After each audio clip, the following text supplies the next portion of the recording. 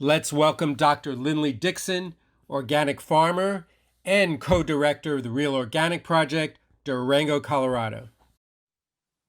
Hi, everyone. This is Linley Dixon from my farm in Southwest Colorado. It's called Adobe House Farm. It's a certified organic 6-acre vegetable farm. We grow intensive vegetables on about 2 acres of it, and we direct market. And honestly, we would be 3 times the size we would grow on all 6 acres if we had markets. And so that's what I'm here to talk to you about. We practice something called biointensification, where we can grow a cover crop outside of a tunnel, mow that cover crop, either till it in, like you see here before the garlic, we tilled in sections, leaving green cover for aisles, and we can take some of that mowed cover crop, compost it, and bring it into our tomato tunnels. So we're really proud of growing our own inputs on our farm. We also work with a local composting company that collects household compost or household veggie waste and turns it into compost, and we purchase from them. We also get a lot of what would have been landfill organic matter, and we compost on our own farm. So this is what I would describe as real organic farming. And we're trying to figure out how to make sure farms like ours can grow. And I would say about 1 in 20 farmers that try to get started actually succeed and continue, creating a career out of it. And there are so many barriers. Market access is just one of many. The other that we really had to overcome was land access. So I'll speak about market access today, but I know that there's probably other people talking about the other issues that keep real organic farmers from surviving in the marketplace. And as farmers, the goal every year is to come back farming each year and to continuously improve over time. Nobody expects a farmer when they first start out to have everything dialed. But as a community, we've always shared what we do, and that's very much part of the organic movement. And the spirit of organic is to help your farmers in your community succeed and share practices with them so that they can be better farmers, both for climate health, soil health, and nutritional quality of the product. We are certified organic. A lot of organic farmers choose not to get certified because they direct market and they decide that they want to communicate their practices directly to their customers. And of course, those are organic farms in my book as well. Many farmers came together to ask the USDA to create fair markets for them, because some people, before there was a standard, were saying, we're organic too, but nobody really had the same standards for what it meant. And so that was, there were many goals here behind USDA organic, many of which were integrity, but some of which were just to create fair markets so that organic meant something. And we have some really major problems in USDA organic right now. I listed several here. These aren't like minor, this input maybe shouldn't be allowed. This is like, what does organic mean type problems? So things like outdoor access is required for poultry, and now we've got these cement porches. That's a major flaw. And it's created, so much incentive in the marketplace for really cheap eggs that certified organic and pastured poultry has pretty much disappeared from the marketplace. You actually have to, find your farmer at the farmer's market. So when the standards weaken at the USDA, it makes it so that that production kind of shifts away from the grocery stores, and you kind of have to do these back alley deals to find real organic. And so one of the goals of the Real Organic Project, the labels behind me, is to try to get that product back into the grocery stores again. But we're talking about some serious failures here, and I'll just show you some more. So I talked about outdoor access, which is required by law. And this is what we all had in mind. These are chickens that are out scratching for bugs and really creating a nutritional egg. This is what's allowed. This is Herbrucks in Michigan. And it's 2-story. So we've got chickens on top of chickens. And the outdoor access is just this tiny little porch that most chickens, even if they ever found that door in that huge building, there's no incentive for them to go out there. There's no pasture or bugs. Their, feed and water is not out there. And it's just cement. And of course, it's kind of a bright light. And so chickens don't really have a desire to kind of exit somewhere safe into this like kind of unknown bright light where there might be predators. So really, there's no incentive to go outdoors on these cement porches. This is not what we meant by outdoor access, which is required by law. And the point of this is just to show you that when the standards are weakened, we can't be quiet about it internally. as a community, we really need to vocalize it, because over time, people find out, the press finds out, and this is a Washington Post story talking about, this isn't what we meant when when we said organic. And so I think it's really important as a community to talk about our problems publicly and fix them, and not wait until it blows up in our face. And then it's really, people exit the organic label because they feel like, the farmers aren't there kind of upholding the integrity of it. We're the ones that helped bring it together and created the movement and the law. And I think it's our responsibility to communicate that to consumers, what it means, and to talk about the problems when they exist, and explain how we're working to try to fix them. So we've tried that, and we've had a lot of failures as farmers. In 2017, there was a big failure for trying to keep the soil in what organic production is. And so here's even greenhouse tomato production is quickly shifting over to hydroponic production. So real organic does mean growing in healthy soils, and it's always been part of the organic movement. This is the alternative. This is certified USDA organic. It's Wholesome Harvest. Basically 100% of the fertility for that crop is coming through a liquid feed. It's very extractive. None of that fertility is created on the farm. And so when I visit farms for the Real Organic Project, all the practices that I described at the beginning are very much what I see. This is Nuri in Atlanta. He's composting, he's getting that life back in the soil, and he's, really creating the fertility on his farm. He's not extracting it from somewhere else and bringing it, in as readily available fertilizer. This has so many benefits. One is climate mitigation. So we've got carbon sequestration in our soils. That can't happen in a hydroponic system. The other thing is the taste and flavor of the produce is very different. And so the nutrition is something that we're looking into, because we can taste a difference. And so it probably correlates with nutrition as well. And the problem right now is that we've got all of these products. Lady Moon is one of our Real Organic farms. They're marketing under the same label. And so the customer isn't able to really support soil grown. With blueberries, just like tomatoes, it's another one where it's really hard to find a soil grown blueberry right now in the grocery store, because hydroponic production is so much cheaper than soil grown. They don't have to deal with weeds. This farmer actually mows through his cover crop in the center and kicks the mowings up onto the side. And he's got, you can take that handful of soil and have all those earthworms in there, and carbon sequestration. And we're talking about restoring the water cycles. There's so many benefits. This is also a wildlife refuge. So he's got endangered species on his farm. It's just a very different system than the industrial hydroponic production. And there's no way to distinguish it right now. This is 20 acres, right next to the soil grown blueberries farm. You can see this is plastic farming, and the soil grown farmer will keep his production for 50 years or more. These pots they're in production in 18 months.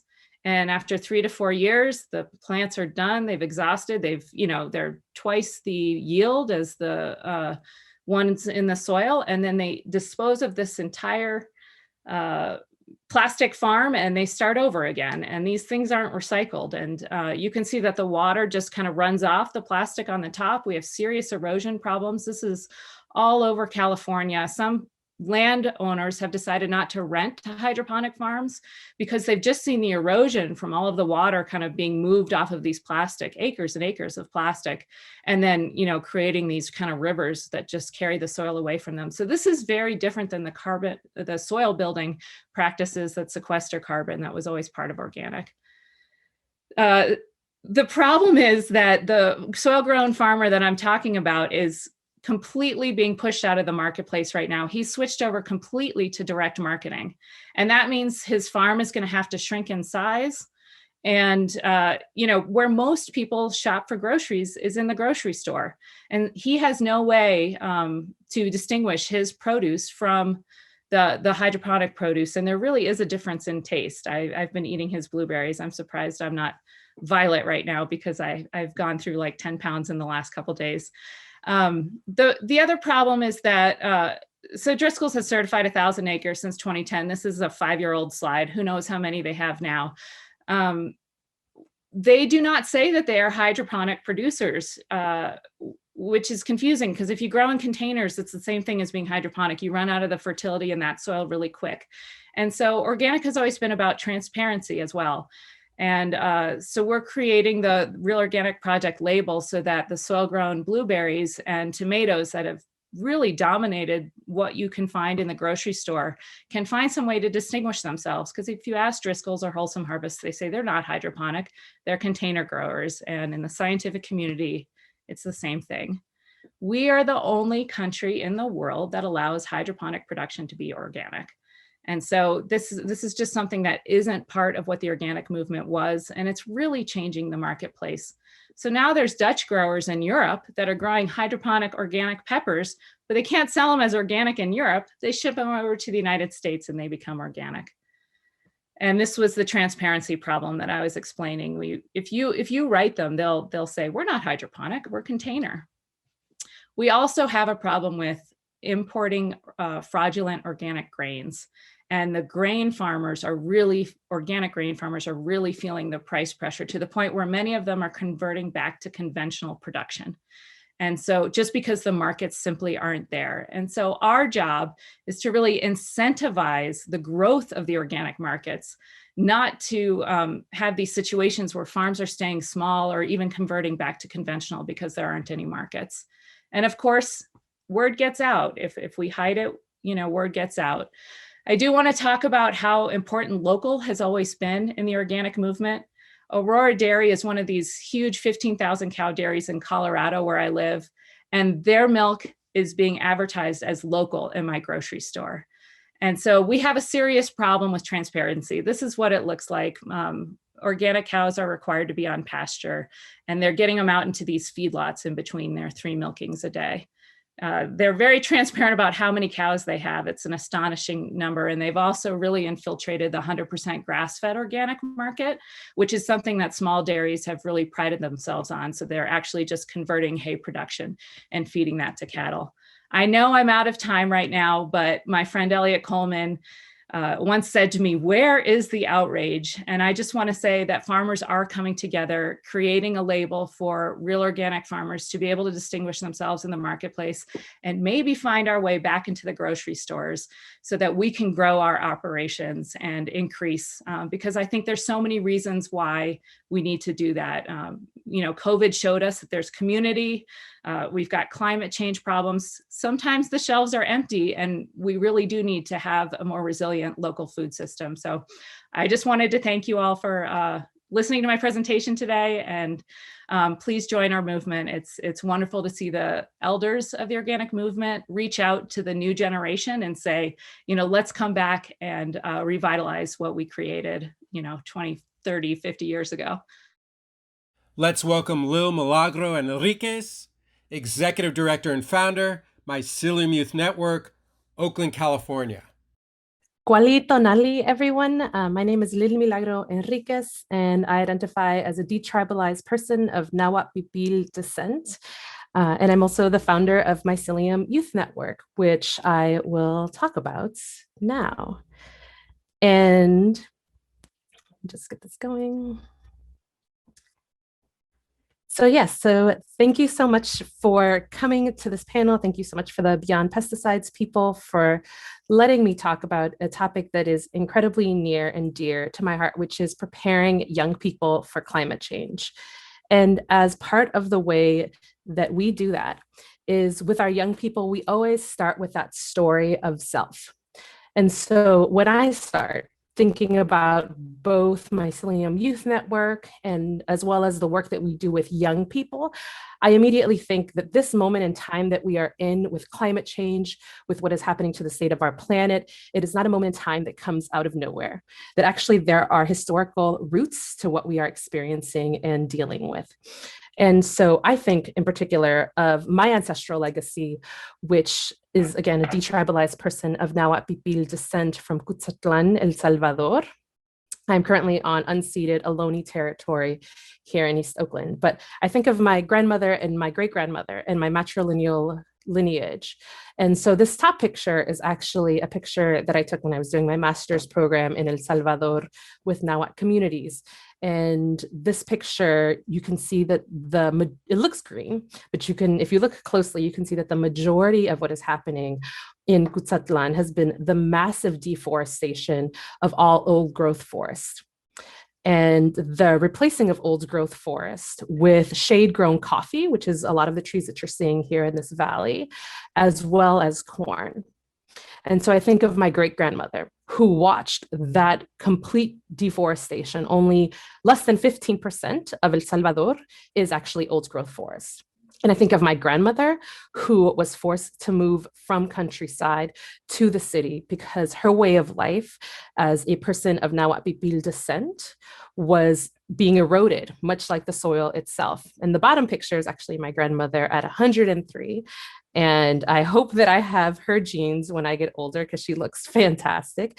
But I think about how my great grandmother still sang the old songs to my grandmother in Nahuatl, and how those songs that she was singing were directly connected to the land, to the soil, to the plant relatives, and how those, by the time I was born, with my mother in New Orleans, which is that bottom left picture, started to leave.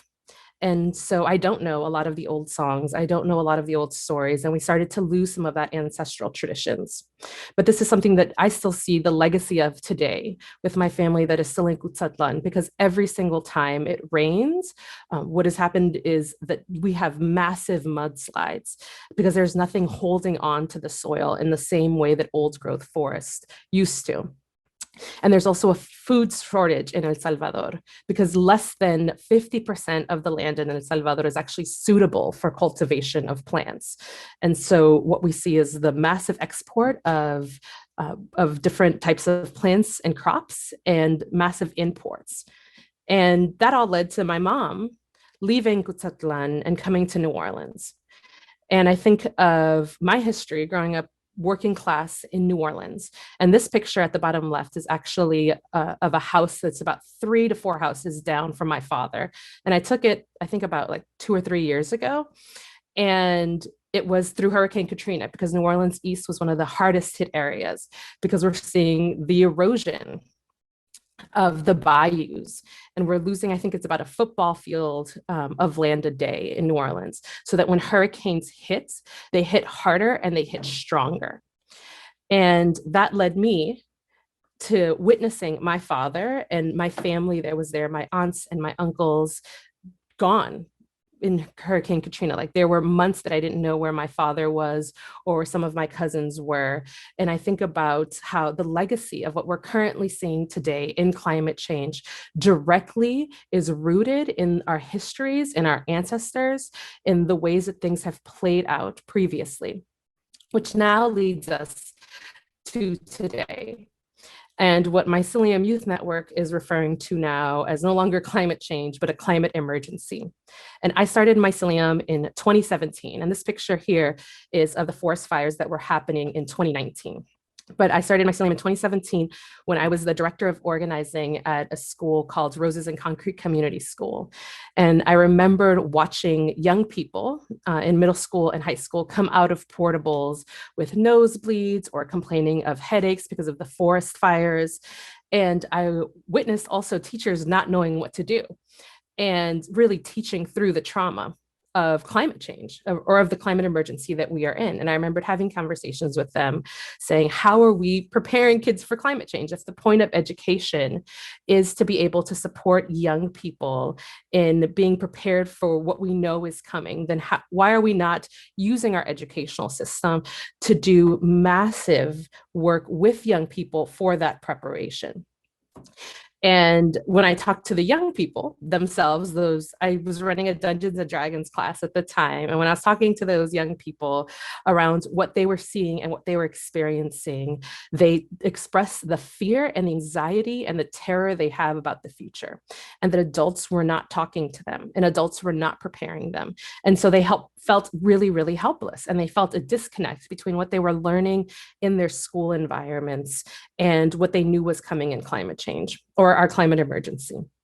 And so I started looking around and seeing what is out there that is actually preparing young people. And there was nothing. There's still very, very, very few organizations actively preparing young people for climate change or supporting young people in thinking around climate mitigation and adaptation techniques. And so I started my Mycelium Youth Network. And we do climate preparation in a couple of different ways. We do it through looking first at our ancestral traditions and practices. We predominantly work with Black and Brown youth. And so we talk to them about what are the traditions that they grew up with, that their grandmothers grew up with, that their grandfathers, great-grandparents grew up with. How can we start pulling some of that ancestral knowledge and that different way of being in relationship with the world, with our plant and animal relatives, with each other's, with our larger communities? How do we pull that in and use that as a grounding to start thinking of a different way to be together? And then we combine that with science, technology, engineering, arts, and math. And so on any given day, young people within Mycelium Youth Network could be learning how to build a solar panel battery system, can be building full-scale water catchment and purification units, can be measuring soil health through land PKS. They could be eco-mapping their hood, learning to read National Oceanic and Atmospheric Administration data. They can be planting trees. They can be planting crops. They can be creating medicinal first aid kits. And we, again, all do this within the cultural space of their identities so that they feel that deep rootedness and they can bring their whole selves forward. And so I just wanted to share some of the words of Leela, who's one of our students. She was also a panelist at a conference that we run called Apocalyptic Resilience. And she says, mycelium has helped me learn how to be a scientist, herbalist, and activist. It has taught me how to find information and use the information about the world and the people around me. In a world where adults never seem to listen to kids, mycelium has helped me stand up for myself and use my voice to help my community, my family, the people around me, and the world, and how that can impact the world. Mycelium has also taught me how to be a young activist and use resources and my voice to help stop climate change. Classes have helped us learn how to use natural resources in case of an emergency. They helped us install a carbon sequestration garden at our school to help fight climate change. Mycelium has taught me many things about the environment and showed my classmates and I things that we can do individually to help save the environment. And this for me is really important because when we do work with young people, we openly acknowledge the way adultism has impacted them, particularly in the climate justice movement. And young people often talk about how adults tell them how inspirational they are and how visionary they are, but adults are not giving them the active tools that they need, the institutional power that they need in order to be able to start crafting a different future together. And how Mycelium Youth Network actually helps them be able to feel hopeful because we're giving them the direct tools that they need in order to be able to process both what is coming as well as what we're currently experiencing. And so it looks a little bit like this, where we take climate and community resilience, we apply that STEM, that science, technology, engineering, arts, and math, and then we loop in ancestral traditions and wisdom, as well as traditional ecological knowledge. And so we have several programs in which we do that. We have a Water is Life program, Clean Air is a Rights, Eco Mapping Our Hood, Science for Survival, and Growing Our Health, Food, Soil, and Carbon Sequestration, which I'll talk about a little bit more. And the next slide, and those all make up our year-round programming that we call our Climate Resilient Schools Initiative. We also, because I am an avid gamer and probably the nerdiest person on the Mycelium Youth staff, we do a lot of gamification of climate resilience, and we try to meet young people where they are through creating Dungeons and Dragons, environmental justice, social justice programming and workshops. And so we run a Gaming for Justice program, as well as our year-round, our once-a-year annual conference, Apocalyptic Resilience. And so I know that we are here at Beyond Pesticides to start thinking about how are we in different relationship with our land. And so I really wanted to highlight our Growing Our Health program, which is a unique collaboration of that ancestral traditions and knowledge, as well as STEAM. We are also honored to have the support of the Urban Drawdown Initiative in crafting and soil scientists to help us craft this curriculum. But through Growing Our Health, young people learn the ancestral traditions of their people, as well as traditional ecological knowledge that is placed place-based. They learn how to grow their own food. They learn to identify the soil that they are on, utilizing land PKS, how to monitor the health of that soil. And they also learn about how to do carbon sequestration in both carbon sequestration monitoring garden. We have a monitoring garden at one of our school sites, as well as how to do it in small ways in their homes, whether that is through the application of composting, both the importance of composting and how they can start doing composting at home, as well as the utilization of biochar. And so we talk about how this is something that young people can actively be doing to help support, create healthier food that is more nutritional, that has more higher nutritional content, as well as supporting the process of carbon sequestration. And we also are using some of the same techniques that large scale agricultural producers are using, but on a much lower, smaller scale. And we recognize that this isn't oftentimes easy to measure. At the same time, recognizing that even being able to do something like this for young people can shift their entire attitude about what is possible and what effects they can have to help stop climate change or to help mitigate climate change. And so I wanted to actually leave with the words of one of our youth panelists and keynote speakers at Apocalyptic Resilience, where Isha Clark, where she says, climate justice is about completely reimagining the way that we live on this planet and in this country.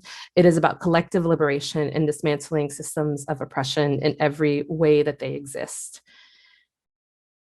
And so here's my information, or my Mycelium's information, better said. So we are on social media. If you would like to follow us, we are actively trying to grow our community, much like the Mycelium network itself, to be able to support young people to feeling prepared, as well as supporting young people to be able to help mitigate some of what we know is going to come through climate change.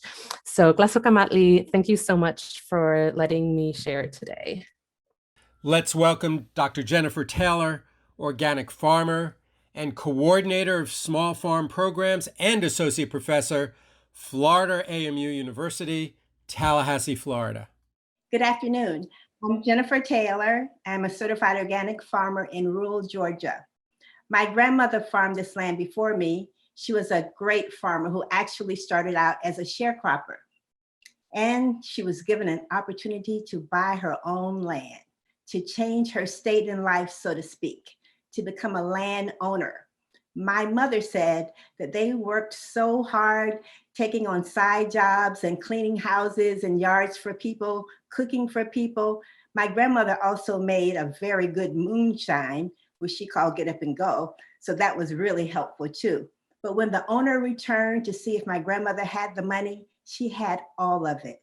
Can you believe that my grandmother, an indigenous Black woman with a second grade education, had the vision to take this opportunity to grow a better life for her and for her family? I often wonder if she realized what kind of power play this was in her colored community in the backwoods of rural Georgia. My grandmother bought her own farmland and became a successful farmer in her community. She loved and respected her land. She would sing songs about her land. On her small farm, my grandmother used her traditional farm methods to grow all kinds of wonderful vegetables and fruit. The kind, the sweet Georgia peaches and nectarines and walnuts and pecans and pears and cabbages and field peas and greens and corns and peanuts and onions and garlic. She even was growing vanilla and cactus. That was a part of her cuisine for her table. She would also use the vanilla to make good smell. That was their perfume, as well as for baking and cooking with. She had ducks and chickens and turkeys, and she had a small herd of cows for her milk and her butter. She had an abundance of produce with shelves lined of colorful canned and preserved items, and she preserved her meats as well. My grandmother would bring packages to us in Florida, where I was raised, and she would bring care boxes full to the brim with her fresh harvested produce and value-added products that she was growing at her farm. We needed these farm goods, she felt.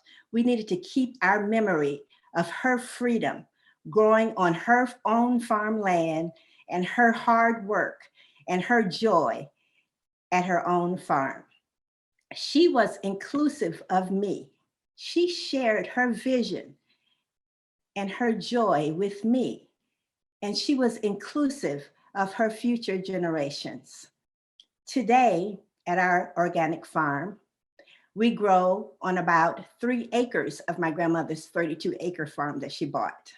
It is the only certified organic farm in our county, in Wheeler County, and in surrounding counties in our rural area of Georgia. We grow some of the very same crops that my grandmother selected. We use some of the very same tools that my grandmother used on the farm. We use organic farming systems, organic agroecology farm strategies to grow healthy soils, to encourage healthy environments, and to grow certified organic vegetables and fruit. We also have cover crops growing at our farm. This is a photo of hairy veg and barley, subterranean clover mix in high tunnels and buckwheats in the field, and also in high tunnels. We grow cover crops throughout the year. And the next slide is a slide of strawberries and irrigation. And we use pine straw as mulch. It's been really beneficial for us to use this. My grandmother was using it. However, it's really good for controlling weeds, and we have a lot of invasive weeds. The next slide is of several varieties of muscadines. My grandmother was also growing muscadines. So those are some varieties that we have growing at the farm. We have about 10 varieties of muscadine growing at this time. The next slide is of turmeric, ginger, strawberries, and sweet potatoes, some of our best growing crops on this sandy, sandy loam soil of my grandmother's farm. And from our farm, we provide hands-on learning sessions on organic farming systems and organic agroecology farm practices. And we share information on the principles of organic agriculture and the benefits of organic agriculture with farmers, Black and Indigenous farmers and farmers of color, and our communities. These are really engaging workshops that last 4 to 5 hours that take place at our farm after we have had our hands-on learnings and after the farmer-facilitated farm tours. We then share an all organic dinner together and sit down and talk and answer questions about organic agriculture. What is it that made us do it? How important is it? What are the markets like? What are the increase in the costs and the prices over the regular, so to speak, conventional farm prices? We talk about our experiences with organic certification process and our experiences with NRCS and other USDA programs. We talk with BIPOC organic farmers also about the benefits of organic farmers, and we form a coalition, so to speak, as farmers that are not organic ask us questions. We also talk about the benefits of seed saving and where to get amendments and amendment catalogs, and the benefits of cover crops. And we talk about our Sustainable Agriculture Research and Education producer grant that we held and how we're still using those benefits on the farm. We share about vermiculture and organic pest management strategies. All of these are really important information sharing opportunities where we take time and engage farmers, especially farmers that are not familiar with organic agriculture, and to build awareness and to provide information and hands-on learning experiences at the farm during these 4 to 5 hour learning sessions. So I have a quote that I'd like to read. This is from George Washington Carver. Over 100 years ago, he wrote, "It has always been the one great ideal of my life to be of the greatest good to the greatest number of my people possible. And to this end, I have been preparing myself these many years, feeling as I do that this line of education is the key to unlock the golden door of freedom to our people." There is a critical need for the organic movement in the United States to extend the education training, and technical assistance necessary to grow the benefits of organic agriculture to all people, especially inclusive of small-scale farmers, Black and Indigenous farmers of color and their communities. This lack of inclusion and voice and participation and leadership has hindered the benefits of organic agriculture and organic agroecology farm practices to all communities. At Florida A&M University, I am associate professor and coordinator of small farm programs. At Florida A&M University, I developed our statewide program. It's participatory in nature. It's an active capacity building program, a sustainable development program. So we're looking at not only identifying the needs of farmers and working to find possible solutions, but we're working to engage and equip and empower underserved farming populations and their communities, and to bring about their change and their possible solutions to build their capacity. The next slide is on percentages of small farmers and Indigenous and Black farmers in the United States and in the world. The next slide is on information flyer and one in Spanish as well. So we work with underserved farmers to identify the needs, hindrances, and barriers, to develop together the message and theme, to develop together the relevant participatory education and hands-on trainings and technical assistance. The impact of the farmers in making change and transitioning to organic farming systems and organic agriculture, that impact being changed and seen in how they change their agricultural practices and how they change their marketing strategies and how we work with communities to build farmers markets. And the next slide is on a community development project that we had, a specialty crop block grant program with a community to provide adult education and youth education, their children's education on organic agriculture, providing information and training and working to build organic community gardens in underserved farming communities. The next slide is on our program to build the capacity with farm workers. And this particular program took 5 to 6 months, identifying needs and working together. And all of the sessions, when we held the capacity building sessions, were all in Spanish. All of the information was in Spanish. All of the learning sessions and the trainings and all of the screenings were in Spanish. And you get to see the kinds of capacity building efforts that we provide with farm worker communities as well. We have a national project, and in the national project, we are working with BIPOC farmers around the United States to identify how they want to work with organic agriculture and how important they feel it is to their farming system, and if they want to change, and what the hindrances and barriers are to that change.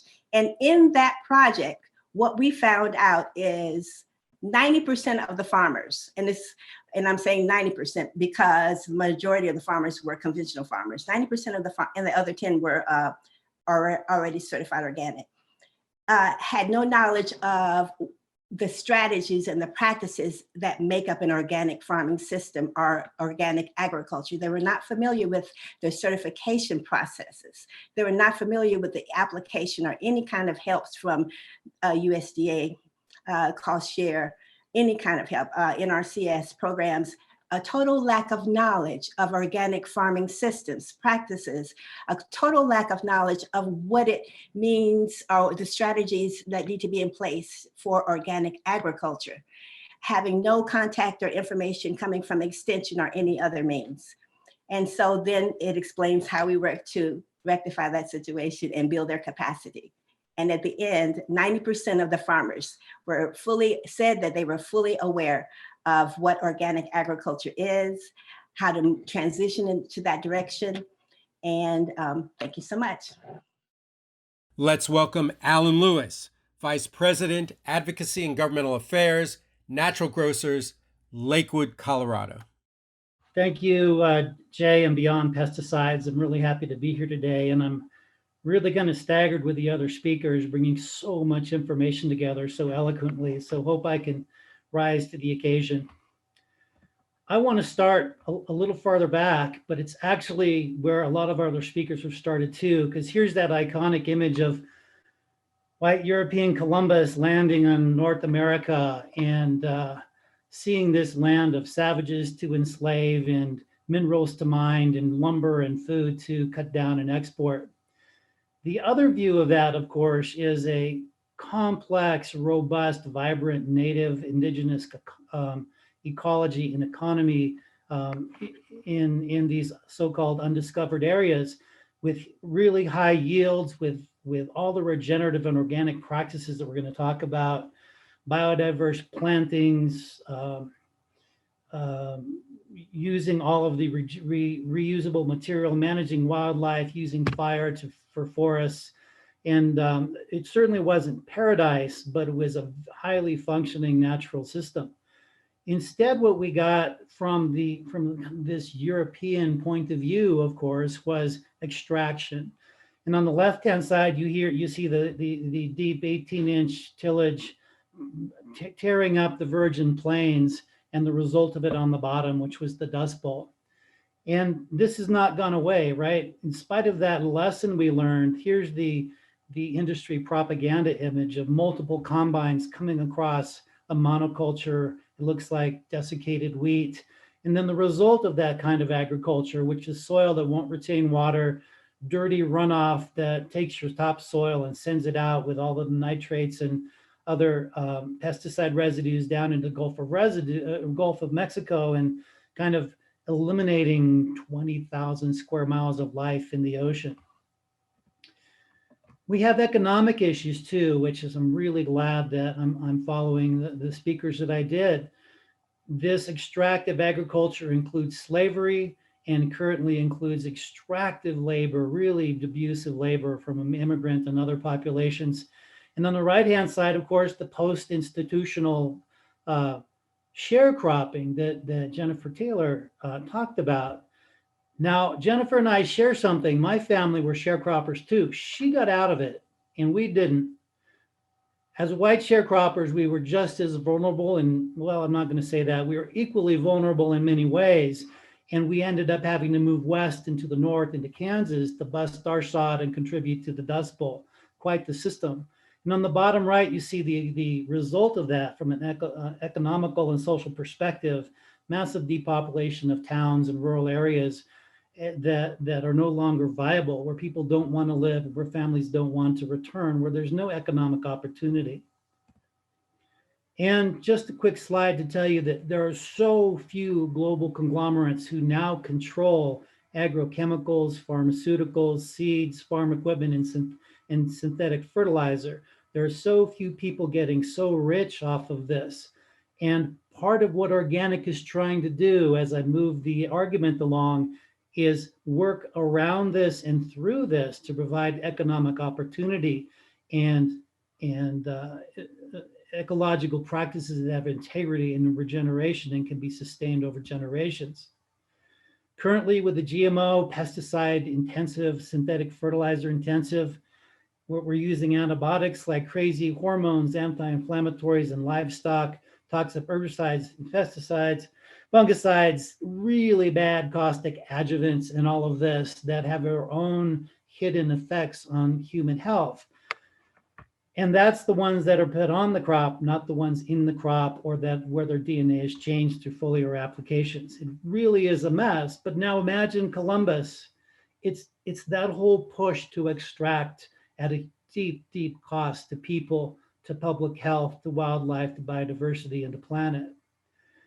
For Beyond Pesticides, this is where it gets interesting, because all of those practices also end up in landscaping, in front yards and backyards, and in public parks and turf. And this is where young people and pets and babies and families spend their time. And they're gathering all of this massive, pervasive, toxic contamination. Now, the key point here is that when all of this stuff was approved, it was the 1970s, the 1980s. The EPA is only that old. And we had no idea that if you test an individual molecule for safety in a rat and it tested safe, that it was completely irrelevant. Well, we kind of knew, but we got away with it. Now we're talking about a brand new science of the human microbiome and the fact that we are actually part and parcel of the environment. Your digestive organs do not separate you from the world. They work inside you where you interact immediately with it. I'm going to go back a second to just drive this point home. In 2011, there were a handful of studies on the microbiome. 10 years ago. 2016, it was 7,000, and it goes up and up and up. In 2021, I think there will be 50-some thousand published peer-reviewed studies on the microbiome. So we're using a regulatory framework that is so unscientific and so out of date as to be breathtaking. And here's the result. As a retailer, this is what we see. Young couples who can't conceive, babies who are failing to thrive, parents who are really worried about genetic and environmental problems with pregnancy, early childhood cancer, depression, suicide, athletes who are trying to get better performance, but something's keeping them back. Lots of complex chronic autoimmune diseases, really a pathetic outcome for old age in the last 5 to 10 years when you're typically mentally incapacitated and physically frail. And then this clear connection between complex chronic diseases like Parkinson's and Alzheimer's, which Michael J. Fox has, and then just mental health. And I apologize for the soldier with a traumatic brain injury, but all of this comes together in this new science and understanding of just how important nutrition is in keeping a clean environment and air and water and food is. So what's happening here is that this whole population is taking a new look. And when we can educate our consumers about these issues, when they come to us with questions about their health, about their children, about conception, about nutrition, about diabetes, weight loss, eczema, mental health, mental fog, elder care, baby care, prenatal nutrition, we bring this entire conversation and intense amount of science to them.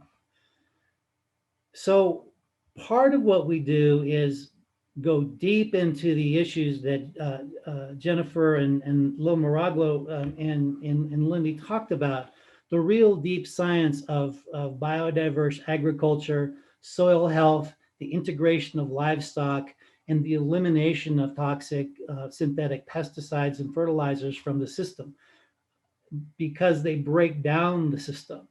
In this Regenerative Renegade movies, which is on the screen there, that's an award-winning 30-minute documentary on proper pasture management and its benefits for people, for livestock, for soil, and for communities. It gets very big and it gets very passionate. So for Beyond Pesticides, we've officially raised now over $250,000, sorry, Jay, $250,000 to fund these organic park conversions. And it's interesting because you think it's a complicated sell. Your kids are getting poisoned in the park on this grass because of what's being applied to it. It's taking so much more water and so much more care because it's not being treated like a natural system.